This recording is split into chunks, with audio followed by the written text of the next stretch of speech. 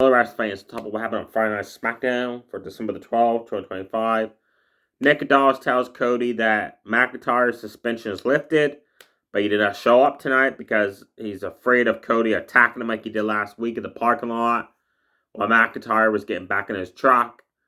And Cody didn't say nothing. And Nick Aldis said after SmackDown, he's going to travel to McIntyre's place on the weekend and try to come up with a reasonable renegotiation that makes Cody happy and McIntyre happy.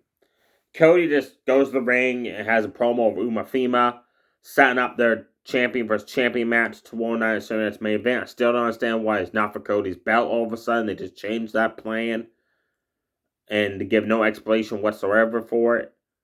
Are you happy with the fact that it's not for the belt now? Or do you prefer that it was for the title? Actually, I do prefer it was for the title. Because they could have Umafima defeat Cody, just squash him, and win the championship. That'd be a huge way to bring somebody from NXT up to the main roster. But it looks like we're not having that yet, maybe. Maybe down the road. I love the promo. I love how Umafima said he's the now, he's the future. Like, he really did good on his promo, I thought. And they both held the championships up in the segment. Dragunov opened up the show match-wise, defending his United States Championship, but not an open challenge. He's actually defending it against Tommaso Ciampa. Finally, the jackass gets the title shot. And he did not disappoint. He took right to Dragunov. Dragunov booted him in the face. Ciampa bounced off those ropes, kneed him right in the face. And Dragunov twisted his leg as he fell backwards. And Tommaso Ciampa attacked that leg. Dragon Screw takedown out of the corner. Twisted around the ropes, applied a knee drop. A Boston Crab submission. Every time Dragunov getting out of it, he quickly reapplied that Boston Crab. Dragunov fought back with a chop melee in the corner. Torpedo Moscow into the corner. Clotheslined him over the ropes to the floor. Then he went outside the ring, went for Torpedo Moscow again. Ciampa moved out of the way, and Dragunov hit those steel steps with so much impact. Those steps moved big time. Then Ciampa ran over, grabbed him, and snap suplexed him on the steel steps. That was cool to see. Back and forth these guys went. Dragunov was up on the top rope. Ciampa booted him off the rope to the floor. Picked him up, placed it back on the top rope, delivered a top rope right noise. At this point, Dragunov's nose is busted open, blood's everywhere. And Ciampa goes for Fairy Town ending. Dragunov counters it by an awesome flip over into a snap release German suplex. Hits a top rope drop kick. Is getting ready for H-bomb out of the corner. Gargano and Candice run in. They attempt to try to help Ciampa win, but Dragunov counters Fairy Town ending into a roll-up to retain the title. Great match, opened the show match-wise. I knew this match was going to be awesome. And of all the matches tonight, this one stole the show, I think. We had Jay Gajo supposed to face Mia Yim one-on-one non-title, but backstage, as Jade is walking to the ring, she meets up with Rhea Ripley. No words are spoken. They're just an awesome, intense stare down, and you can feel the tension, the excitement for that potential matchup. I'll love to see that match. Let me know below in the comments if you are excited to see Ripley versus Jade Gajo for the first time one-on-one, or do you prefer they do not face each other yet, or none at all. Anyways, as Jade pretends to go through the curtain to the ring, as Mia Yim is making her way through the curtain. Jade never went out of the stage. She waited in the corner, attacked Mia Yim, beat the living crap out of her backstage through the curtain, and then walked out to the ring and basically said that she's going to be the dominating SmackDown Women's Champion. No one can stop her and take this title from her. Mia Yim runs out, attacks her with candlestick shots, but then she takes too long getting a table out from under the ring to set up, and Jade pump kicks her in the face and chokeslams her. Alexa Bliss took on Last Legend one-on-one, and this match was pathetic. Alexa Bliss did one move, her Corona to the outside. That was it. That's the only move she did. Last Legend did a jump-up splash. I don't know what you call it. She picked her up and just walked around and dropped her easily, then clotheslined her. Bicycle kicked her in the face. She didn't do a punch. I was like, oh my god, she actually got moves. And then she punched her in the face. And then outside the ring, Charlotte Flair and Nia Jax get into it. Shot for that big boots Nia in the face, turns around. Nas Legend bicycle kicks her in the face, gets to the ring. Alexa Bliss runs at her, and Last Legend tilt-a-whirl spins her around and face slams her down for the 1-2-3 egg. Alexa Bliss is the type of person you do not job to someone else. She should have gotten a lot more offense than just one move. Like, that was pathetic to see. The Miz had a match against NXT superstar Javon Evans. This was set up from a backstage segment. Really good match. Javon Evans, when the bell rang, monkey flipped Miz right out of the corner. Bounced off the ropes, did an awesome spin kick. Did a spinner Rooney like Booker T does into a jump up splash. That was cool to see. Miz Irish whipped Javon Evans into the ropes, who bounced off of them and delivered a moonsault. Then Javon Evans, is getting all this speed going, right? He crashes and burns. Miz dodges a move off the ropes and then attacks him and just works on the arm, like snap mirrors it between the ropes. Sends him outside, repeatedly smashes the arm into the barricade, snap mirroring off the barricade like 3 or 4 times, dropping knees down on the arm. Catches Javon Evans, who's attempting to come back, coming off the ropes into an arm submission. And then he started doing John Cena's moves. And then he went for the AA. Javon Evans countered that. Miz went for the Skull Crusher finale. Javon Evans countered that. Miz went for a roll-up handful tight. Javon Evans countered that. Kicked him off the roll-up into the ropes. Bounced off the top rope and hit that amazing flip-over diamond cutter he does to get the win.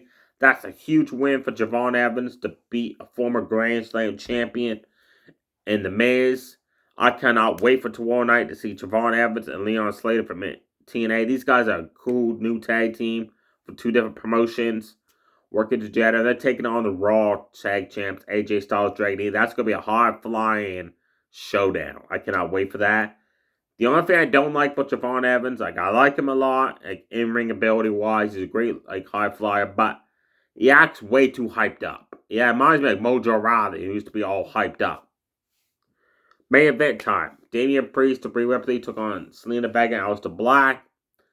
Damian Priest, bell rang, was attacked by Aleister Black, who punched away at him.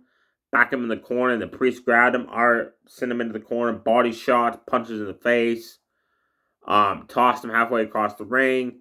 Aleister Black did an awesome running leg sweep takedown. That was cool to see. The Wyndham got involved. Brie Ripley and Selena Vega tagged in. Rhea Ripley did those famous Irish whip pull-ups into a clothesline, like 3, 4 in a row.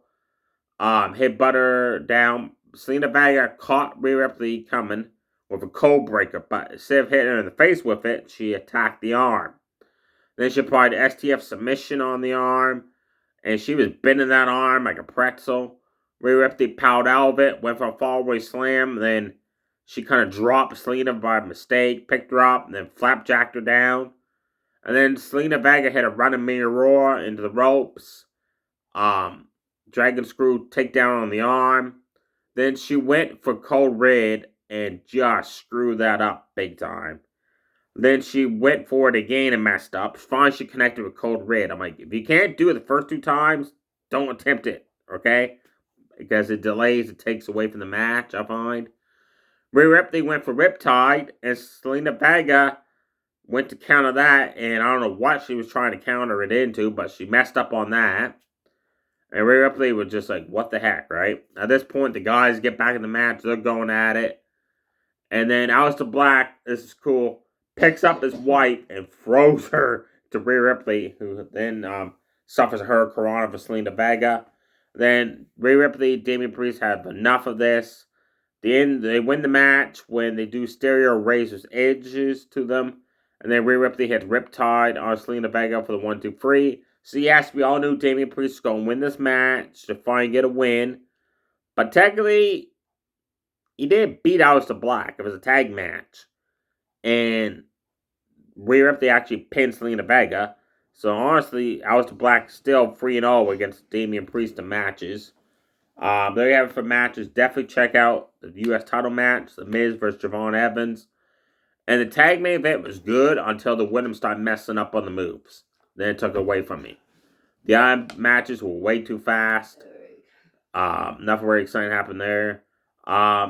2 segments to talk about some celebrities like Jerry Rose, Snoop Dogg, the guy there on the talk show there, not Jay Leno, but the other guy, I forget his name, and football players, sports players, had a video package talking about John Cena and how much he's done for the outside of the WWE, to make the Wish Foundation for the kids and all that, and how much they respect for him for all the hard work he does outside the company of wrestling.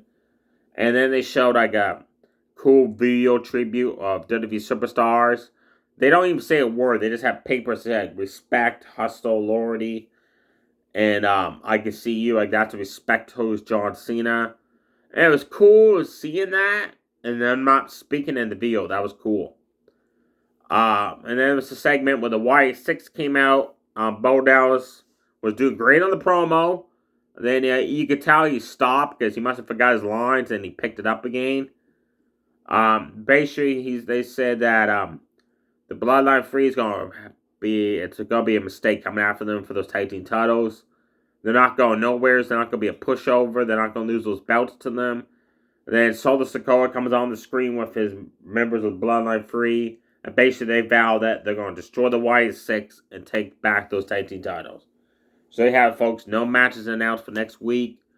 Saturday night's main event, you got Cody Rhodes versus Uma Fimo 1-on-1. Should be a really good match. Cena and Gunther is kicking off the show. This is Cena's last match, and he's the opening match. That's got to lead to something big. And there's rumors going around that Jericho's going to return, or maybe Edge, or somebody attack John Cena to maybe not have him retire yet and build up to a match at WrestleMania. I like John Cena throughout the years. There was a point in my life where he got stale. It was repeated for him always winning all the time, being the underdog. But I still respect him, and I like what he's all done throughout the years of WWE. But I just can't see him retiring tomorrow night on just a random Saturday night's main event. He should retire at a WrestleMania next year. So something's got to happen tomorrow night to set up him not retiring yet, I think, going into WrestleMania, then win and retire. And there's other rumor that The Rock might be showing up. And that makes sense because Cena turned heel when Cody Rhodes refused to. When Cena won the Elimination Chamber qualifying match, won the Chamber match so he against to face Cody WrestleMania. So think about it. Cena's beat The Rock once at WrestleMania. The Rock is beating Cena at a rematch at WrestleMania. So they never had that rubber match, right? That tie-breaker one. So maybe The Rock will show up and attack John Cena and basically be like, hey, I made you turn heel. I'm the reason why. And basically shove it in my face by going turn face again. Instead of disrespecting the fans, you're loving the fans again. And bring up the fact that you beat me once, I've beaten you once at WrestleMania. We got to have that final encounter, and I'll be down for that. The Rock, John Cena free at WrestleMania to end Cena's career. That'd be a good way to end it. There you have it, folks. Stay safe, everybody. Too sweet. Bye.